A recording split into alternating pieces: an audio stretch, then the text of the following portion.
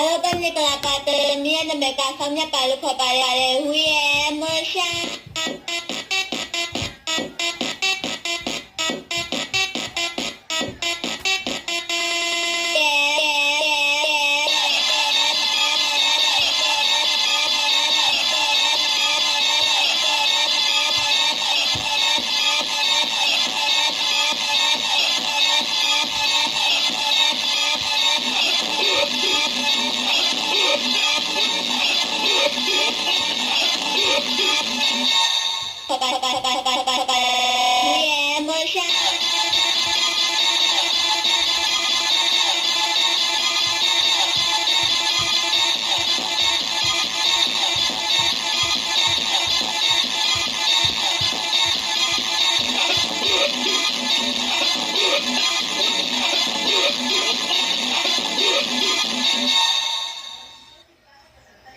အားလုံးပဲမင်္ဂလာပါတယ်။နေ့ရက်နာမည်ကဆောင်းမြတ်ပါလို့ခေါ်ပါရတယ်။ဝီယေမရှာ